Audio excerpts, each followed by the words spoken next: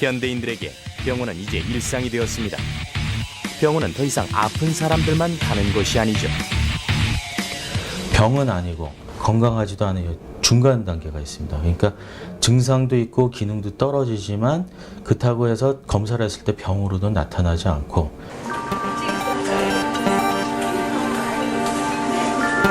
원인을 모르면 더 두렵죠.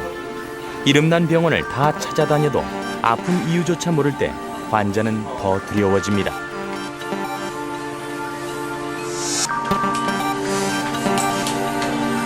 쉰1살의 라동예 씨.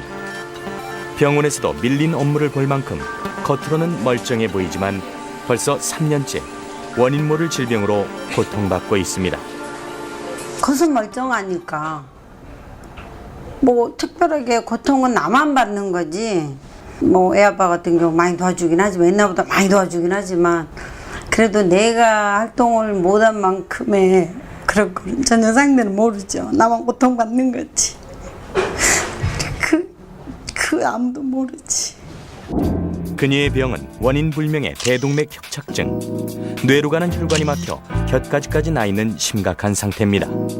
병원 가서 너무 아프면 병원 가면 진통제만 주는 거예요.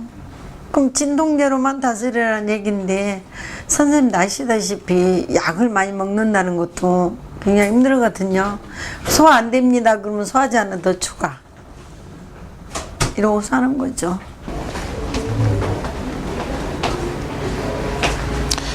주사 다 맞으셨어요? 아 예. 네. 아 예. 이인성 박사는 국내 몇 안 되는 킬레이션 치료 전문가입니다. 그는 막힌 혈관의 원인으로 중금속 중독을 의심했죠.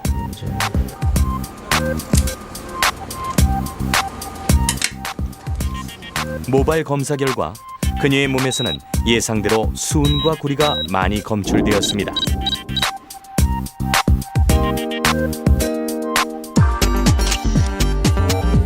몸속에 쌓인 중금속을 제거하기 위해서는 특별한 치료가 필요했죠. 킬레이션이란 그리스어로 가지의 집게발인데 여기에는 특별한 의미가 담겨 있습니다. 대부분 중금속은 몇십 년에 걸쳐서 계속 누적되는 경향이 있는데 그것을 뽑아내기 위해서는 그냥 단순하게 그냥 물로 씻듯이 해서는 안 되고 말 그대로 찝어내는 그런 작용들이 필요하다는 거죠. 그래서 그런 개념에서 나온 게 바로 이 킬레이션이라는 겁니다. 중금속이 몸에 들어오면 우리 몸에 영양소가 부족한 부분이나 그 중금속이 특히 좋아하는 부분에 가서 깊이 박히게 되는데 이것을 뽑아내는 게 생화학적으로 상당히 힘들다고 합니다. 킬레이션 요법은 EDTA와 같은 약재를 혈관에 주입해 중금속이나 노폐물을 말 그대로 집게발처럼 끄집어내서 소변으로 배출시켜 혈관을 해독하는 방법입니다. 해독을 하는 과정에 환자들이 여러 가지 다른 증상들이 개선되는 게 보였습니다. 그 중에 하나가 심혈관 질환이 좋아지는 그런 경우가 있었고요. 중금속뿐만 아니라 혈관 질환들까지 개선되는 다양한 효능을 보이면서 킬레이션 요법은 미국과 유럽 등지에서 활발하게 연구 중이라고 합니다. 1차 세계대전 당시부터 화학무기에 대한 해독을 목적으로 사용되었던 킬레이션 요법.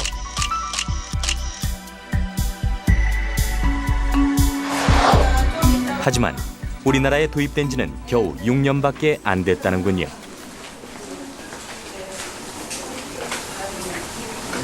킬레이션 요법에 대한 찬반 논란은 아직도 팽팽합니다. 분명한 것은 그 답을 기다릴 시간이 없는 환자들이 아주 많다는 사실이죠. 바로 라동의 환자처럼요.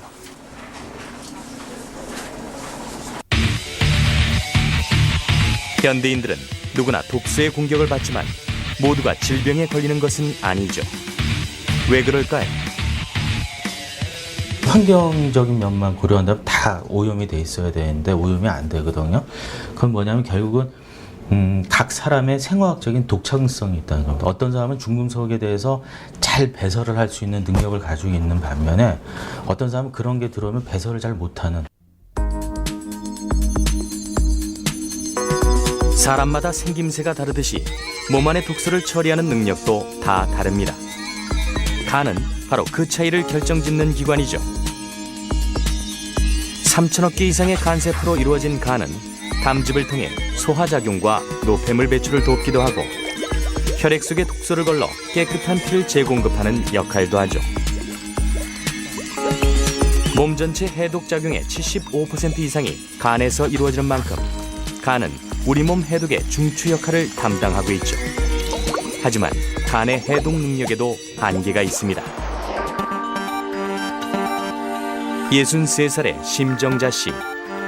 지난해 갑작스런 복통과 함께 지방간이 찾아왔습니다. 대수롭지 않게 생각했지만 병원으로부터 뜻밖의 대답을 들었죠. 1년 안에 어떻게 될지 모르니까 이거를 지방간을 빼야 할 텐데 자기로서는 저한테 어떻게 해줄 수가 없대요, 의사 선생님이. 왜냐하면 그 간이 정상적인 사람보다는 약하기 때문에 약도 쓸 수가 없대요. 그러면서 하루, 그러니까 아침에 일어나서 밥 먹고 도시락 싸가지고 산에 가서 하루 종일 운동하다 내려오라는 처방밖에 저한테 해줄 수가 없다고 그러시더라고요.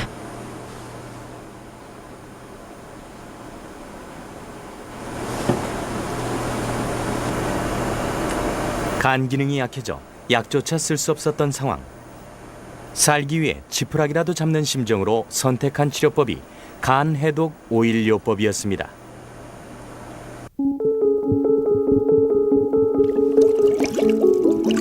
우리 몸에 음식물, 특히 기름 성분이 들어오면 간은 담즙을 분비하죠. 오일요법은 간의 이러한 성질을 이용하여 한꺼번에 많은 양의 식물성 오일을 먹어줍니다. 이 오일의 신호에 맞춰 담즙이 일시에 쏟아지고 이때 간 내 담관, 소장이나 대장의 벽에 있던 찌꺼기와 독소들이 일시에 몸 밖으로 씻겨 나온다는 원리입니다. 평소에 우리가 기름을 튀긴 걸 많이 먹거나 삼겹살을 많이 먹거나 고기를 구워 먹잖아요. 그러다 보니까 동물성 지방의 기름들이 그런 포화지방산이 장내에 끼면서 담도관에 이렇게 슬러지, 그런 담즙의 독소로 많이 작용하게 됩니다. 그래서 식물성 기름을 먹어가지고 기름이 기름을 흡착시키는 원리에 따라 지용성 독소를 밖으로 빼주는 원리이기 때문에 간에도 여러 가지 방법 중에서 식물성 아마인이라든가 올리브 기름을 먹는 방법을 채택한 것입니다. 오일을 복용하면 최대한 빨리 배설을 시키는 것이 중요한데요. 빠져나온 독소가 장에서 도로 흡수되는 것을 막기 위해서라는군요. 잠시 후 환자의 몸에서 변과는 다른 뭔가가 나왔습니다. 이것의 정체는 무엇일까요? 아주 이렇게 큰 담석이나 그런 이렇게 담낭성인 담석은 나오지가 않아요. 그러니까 빠져나오는 것은 그런 슬러지, 쉽게 해서 이렇게 그 하나의 그런 노폐물, 체내, 이렇게 지용성 노폐물이 찌꺼기가 담즙과 더불어 나오면서 이렇게 붙어 있는 거기 때문에 우리 장내인 거랑 간 담도관에 있는 슬러지, 찌꺼기가 나오기 때문에 저는 그걸 체내 노폐물이라고 봅니다. 실제로 간이 해독된 건지는 모르겠지만 분명한 효과는 있었습니다. 10년 넘겨 배변을 제대로 못해가지고 사람이 배변을 하는데 못하고 한 3일쯤 되면요 막 이렇게 욕지게가 나요. 지금은 매일같이 제가 배변을 봅니다. 이게 제일 좋은 건 그거예요.